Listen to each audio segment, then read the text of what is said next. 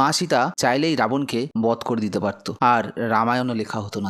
তাহলে ঘটনাটা বলি। মা সীতা যখন প্রথম শ্বশুরবাড়ি আসে তখন প্রথা অনুযায়ী সবাইকে পায়েস রেঁধে খাওয়ান। সেই সময় হঠাৎ একটি দমকা হাওয়ায় একটি ঘাসের পাতা রাজা দশরথের পায়েসের বাটিতে গিয়ে পড়ে। মা সীতা তখন অনেক দূরে ছিলেন, কিন্তু কি করবেন বুঝতে পারছিলেন না। তখন মা সীতার খুব ক্রোধ হয় এবং সেই ক্রোধের তীক্ষ্ণ দৃষ্টিতে সেই ঘাসের পাতার দিকে তাকায় এবং সেই পাতাটি তৎক্ষণাৎ জ্বলে ভস্ম হয়ে যায়। রাজা দশরথ পুরো ব্যাপারটাই লক্ষ্য করেন। রাজা দশরথ তার ঘরে উপস্থিত হন এবং মা সীতাকে সেখানে ডাকেন এবং বলেন, মা, আজ আমি তোমার কীর্তি সবটাই দেখেছি, তাই আমার অনুরোধ কোনো শত্রুর দিকেও ওরকম দৃষ্টিতে তাকাবে না। তাই মা সীতা যখন অশোক বাটিকাতে বন্দী ছিলেন চাইলেই রাবণকে ভস্ম করে দিতে পারতেন, কারণ যখনই ওনার খুব ক্রোধ হতো তখন একটি ঘাসের পাতা তুলে তার দিকে তাকিয়ে শ্বশুরমশাইয়ের অনুরোধটি মনে করতেন। যদি পায়েসের বাটিতে ওই ঘাসটি না পড়তো তাহলে হয়তো রামায়ণই সৃষ্টি হতো না।